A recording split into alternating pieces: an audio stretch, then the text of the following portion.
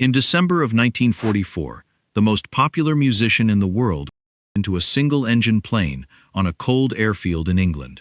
There were two other men aboard, a pilot who was 22 years old, and a colonel who had a reputation for flying in weather that grounded everybody else. The plane took off at 5 minutes to 2 in the afternoon and turned south toward France. It never arrived. No distress call was ever received. No wreckage was ever recovered. Not one of those three men was seen again. And here is the part that has kept this story alive for 80 years. Nobody came looking. Not that day, not the next day, not the day after. For 3 full days, the United States Army did not know that Glenn Miller was missing, and when they finally filed the report on the lost aircraft, his name was not even on it. By the end of this video, you will know exactly why that happened. You will know what the Army concluded in a report it then locked away, why the most famous theory about that flight cannot possibly be true, and why the single component that could have saved that engine over the English was, at that exact moment in the war, sitting near the bottom of a repair list. Before I go further, I want to be straight with you about what this is built on, because it matters here more than usual. There is no footage of that flight, no wreck to examine, and no witnesses. What we do have is more than most people assume: a missing air crew report, a board of inquiry convened by the 8th Air Force, which took evidence in the weeks afterwards, squadron and weather and maintenance records, and the diary of the officer who drove Miller to the airfield. Where the record is firm, I will tell you plainly. Where investigators had to reconstruct, I will say so, and I will not dress a reconstruction up as a fact. There is a great deal of nonsense attached to this story. Some of it sold as history for a very long time, and I will show you exactly where it falls apart. But and why one small aeroplane mattered so much, why people talk about a whole era ending with it, you have to go a long way before that afternoon. Alton Glenn Miller was born in Clarinda, Iowa in 1904, into a family that moved a great deal and never had much. He grew up partly in Fort Morgan, Colorado, where he played trombone in the high school band and got good enough at it that music started to look like a way out rather than a hobby. And then, for about 15 years, essentially nothing happened. That is the part people skip, and I think it is the most human part of it. Miller was not a prodigy who arrived fully formed. He spent his 20s sitting in other men's trombone sections, doing the unglamorous job, and slowly realizing that what he actually wanted was not to play the notes, but to decide what the notes were. In his 30s, already a working professional, he went back and took lessons in music theory like a student. And somewhere in there he became obsessed with a problem that sounds absurdly small when you say it out loud.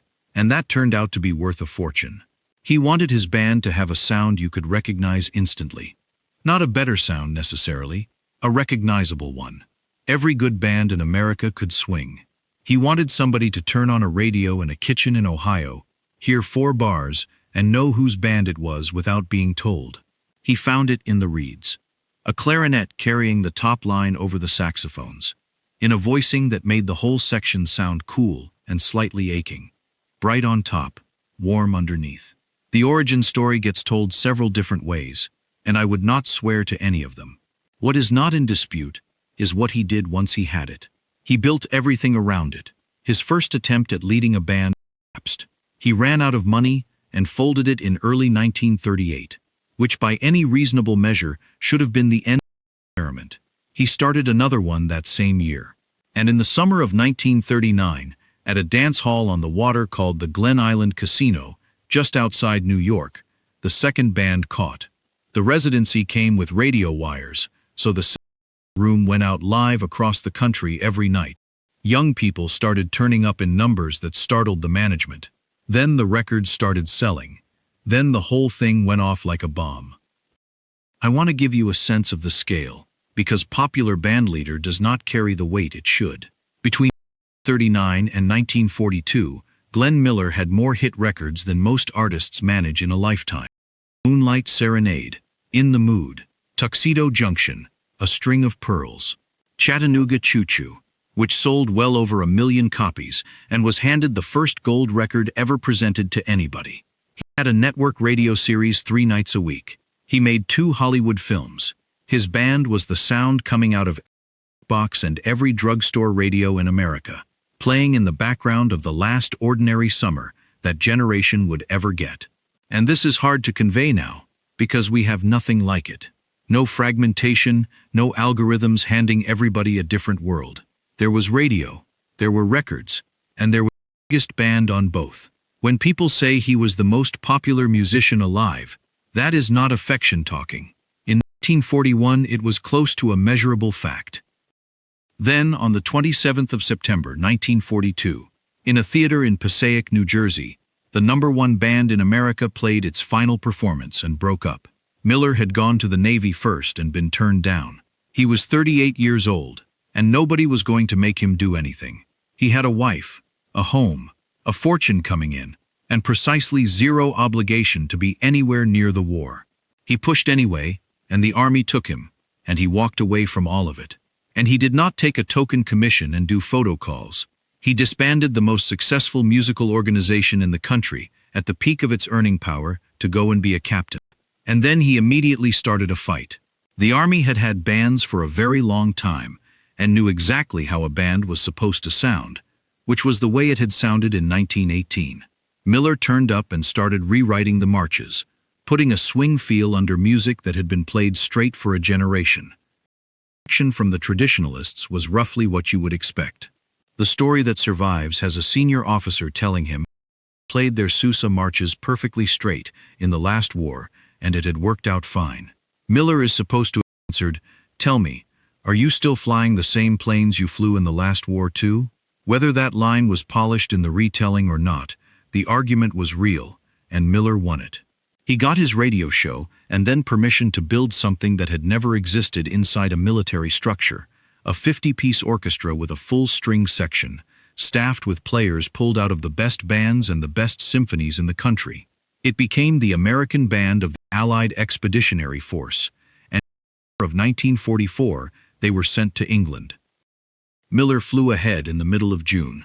The band followed on the Queen Elizabeth and reached London at the end of the month, and their timing could not have been much worse. The V-1 flying bombs had just started.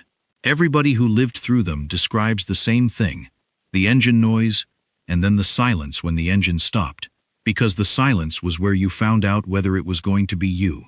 The band was billeted at Sloane Court in Chelsea. Miller hated it and pushed hard to get his musicians out of London and up to Bedford, 50 miles north, where the BBC already had facilities. He got his way. They moved out on Sunday, the 2nd of July. The following evening, a V-1 came down in the street, directly in front of the building they had just left. It destroyed the billet.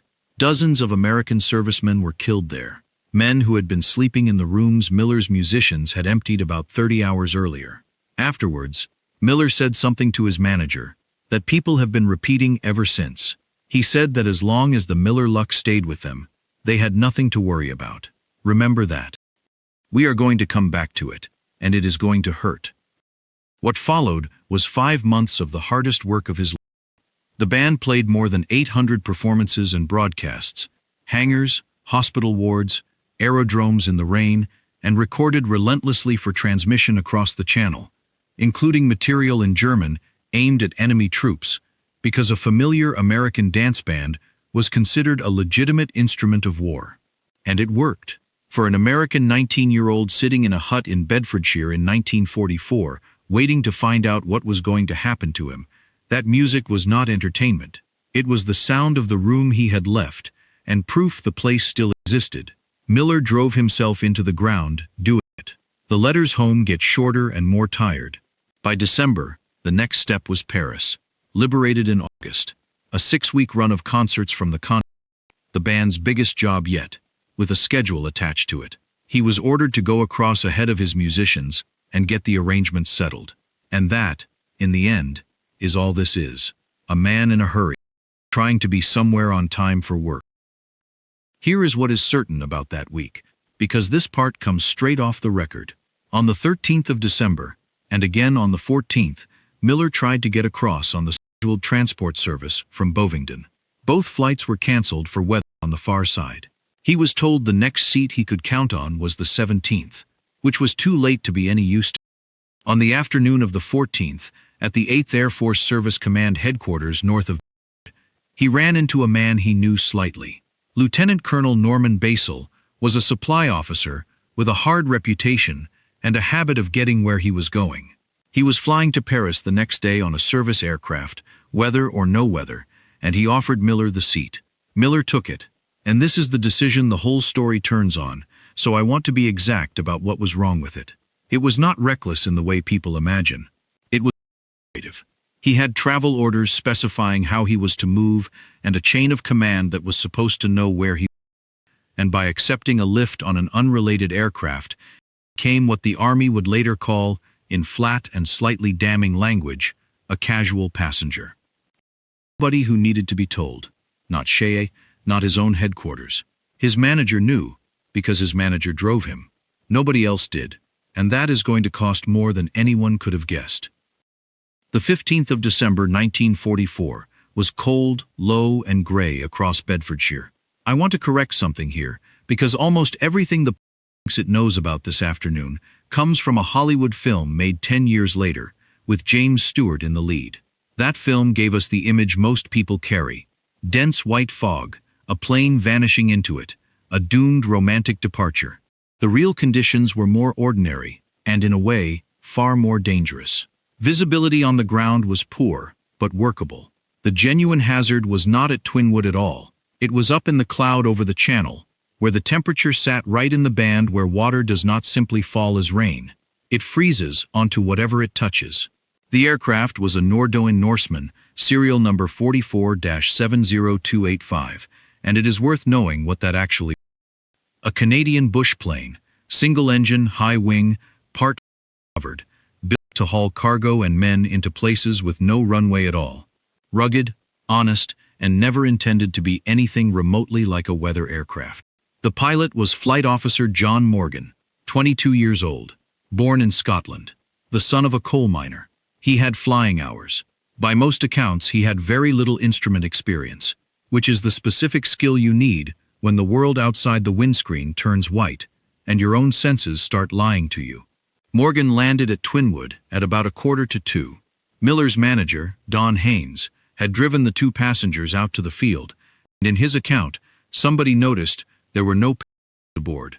And Basel laughed it off with a line he apparently used often. "What's the matter? Do you want to live forever?" That may have been improved in the retelling. I include it because it is the last thing anybody claims to have heard said, and because it fits everything else we know about the man who said it. At 2:05, the Norseman lifted off the grass and turned south.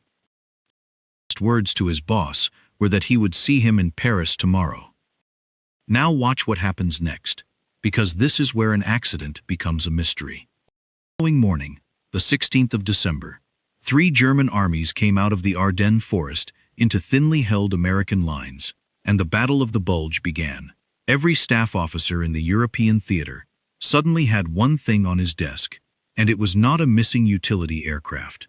The band tried to fly out on the 16th, and was turned back by weather.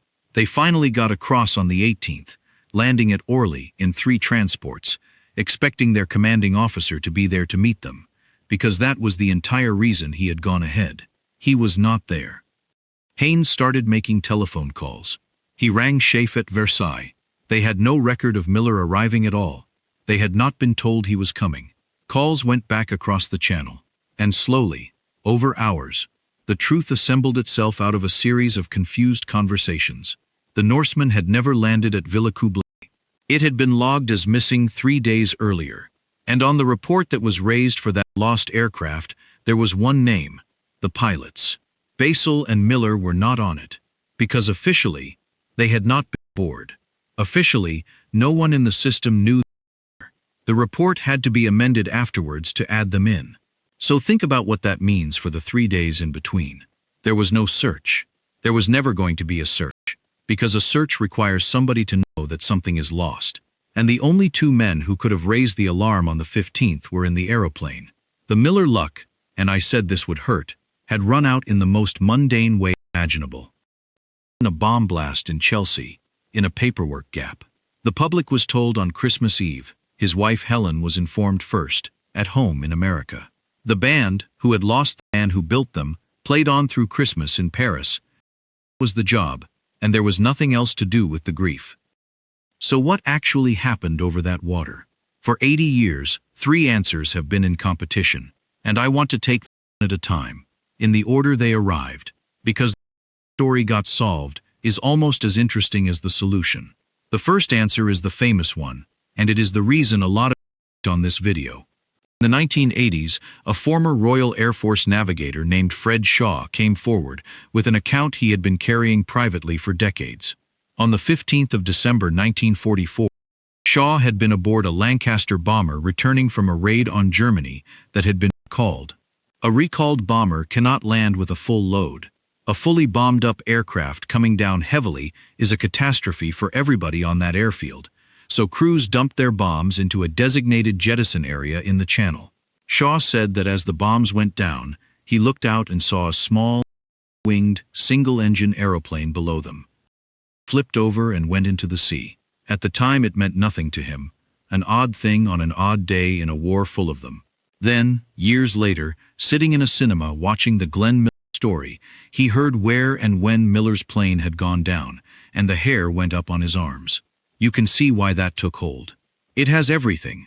A high-winged single-engine aeroplane, in the right stretch of water, on the exact right noon, seen going in by a credible witness in and it carried an accusation that fitted the mood of the era perfectly, that the Allies would never have admitted killing their own most famous musician with their own bombs. Here is the problem, and it is not a small one. When researchers went back to the squadron records, the operational logs on both sides, held in the British and American archives, the timings do not work. The jettison happened well over an hour before it needed to have. In several reconstructions, those bombs were already in the water before Miller's aircraft had even left the ground in Bedfordshire. And the positions do not line up either. I do not think Fred Shaw invented anything. I think he saw a small aeroplane go into the sea on a day when the channel was busy with them, and it stayed with him. And years later, a film gave that memory a name it did not deserve. That is not dishonesty. That is what memory does. The second family of answers is the conspiracies, and they arrived later and got louder. You will find books arguing that Miller never boarded that plane at all, that he reached Paris, died of a heart attack in a brothel, and was covered up to protect his image, that he was on a secret intelligence mission to make contact with German officers and was killed for it, that he was murdered on orders. I am going to be blunt, because being polite about this does people a disservice. There is no evidence for any of it. Not one document, not one credible witness, not one contemporaneous record. These theories are built out of the gaps, and this story has unusually attractive gaps. Look at what a conspiracy has to work with. A world-famous man vanishes with no body and no wreckage. He is not on the crash report. Nobody notices for 3 days. His travel is off the books. The military investigates itself, and then classifies the findings for decades. If you wanted to design a vacuum for stories to grow in, you could hardly do better. But every one of those anomalies has a boring explanation, and we have already walked through most of them. He is not on the report because he was not supposed to be on the plane. Nobody noticed for 3 days, because nobody knew, and because a German offensive had just swallowed the entire staff apparatus of the theater. Which leaves the last question: why classify the findings at all? The Board of Inquiry reported on the 20th of January 1945. Its conclusion was that the aircraft went down in the channel, and it identified a combination of causes: pilot disorientation in cloud, icing, and specifically, the failure of the system meant to prevent that icing from killing the engine. Now here is the detail that, for me, turns this from a sad accident into something that genuinely lands. And it is a quiet one. You need to understand what icing does to a piston engine of that era. It is not only ice on the wings, although that is bad enough. The lethal part happens inside the carburetor, where fuel and air mix. In moist air near freezing, ice forms in there and slowly strangles the mixture, and the engine loses power in a way the pilot may not immediately understand, until it stops. Every aircraft of that generation had an answer. A carburetor heater. You pull the control, hot air goes into the intake, the ice clears. It is a simple system, and it is the difference between a nervous half hour and a dead engine over open water. The Norseman fleet had a known problem with those heaters. The defect had been identified. There was a service action to put it right. But in December of 1944, in a theater fighting the largest air campaign in history, there was a queue for maintenance, and that queue had a priority order to it. Combat aircraft came first, the bombers and the fighters, the machines the whole war was riding on. Small utility aircraft, the taxis, the ones that ferried officers around and hauled spare parts between depots, waited their turn at the back. So the aeroplane carrying the most famous musician on Earth into freezing cloud over the English Channel was, quite possibly, flying with the one component it most needed that day, still sitting on somebody's list of jobs to get to. Not sabotage, not a bomb, not a conspiracy. A triage decision made by tired men doing exactly the right thing with limited resources, which happened to intersect with one specific flight on one specific afternoon. And as for why the report stayed classified, I would love to tell you it was sinister. The likelier answer is that in January of 1945, the Army Air Forces had no interest whatsoever in publishing a document explaining that a whole category of aircraft in daily use across the theater had a known engine defect nobody was getting to. It went into a file. Then it stayed there, the way things do. There is one more thread, and it is still hanging. In 1987, a fisherman working off the Dorset coast reported snagging a small aircraft in his nets, more or less intact, in an area he could describe. Decades later, an American aircraft recovery group went looking for it, and the story went round the world, under headlines announcing that Glenn Miller's plane had been found. It has not been. The claim is unverified, the position is broad, and the historians closest to this case have been careful to say nothing about it is established. It might be the Norseman. The Channel swallowed a great many aircraft in those years, and a great many of them were small. Until somebody puts a camera on a serial number, that is exactly where it sits. Possible. Unproven. So here is what this story actually is, once you strip the mythology off it. It is not a mystery about accuracy. It is a story about how fast a system loses a man when he steps half a pace outside it. Glenn Miller was not careless. He was a famously exacting man who ran his band like an engineering project. What he did that week was the smallest, most human thing in the world. He was late, he was tired, the official route had failed him twice, somebody offered him a lift, and he took it without telling anybody, because he intended to be in Paris by evening, and it would not matter. If that flight had landed at Villacoublay, nobody would ever have written a word about it. It would have been a favor between officers, and the paperwork would have caught up the following week. That is the thing worth out of this. Almost all of us skip the boring notification, the message that tells one more person where we are actually going. Nearly every time, it costs nothing at all. It only ever matters on the day something goes wrong. And on that day, it is the entire difference between a search that starts at 3 o'clock and a search that never starts at all. The band played out the war without him. They ran the Paris concerts, they kept broadcasting, they gave their last performance in November of 1944. And then the men went home and became civilians again. Swift did not die on the 15th of December, 1944. That is the tidy version, and it is not true. But something did end. Within a few years, the big bands were as a mass phenomenon, broken up by economics and changing taste, and the fact that the world which had danced to them was not there anymore. Miller's disappearance sits right on that seam, which is why it feels less like an accident and more like a curtain coming down. He has no grave. His name is cut into the tablets of the missing at the American Cemetery at Mattingley, outside Cambridge. Alongside thousands of others, the sea and the sky never. It is a very long wall, and he has one name on it, in the same lettering as everybody else, which I suspect is the only arrangement he would have accepted. He was 40 years old. He had walked away from a fortune, argued his way into a uniform, built the best band the military has ever had, and spent his last 5 months playing to exhausted teenagers in cold hangars because he had decided that was worth more than money. And the music is still here. In films, in adverts, in the background of rooms where nobody knows what they are listening to. It comes on and something in the sound reaches for you, before you can say why. That clarinet sitting on top of the saxophones. The thing he chased for years, so a stranger would know it in 4 bars. 80 years later, we still do. Rest easy, Major.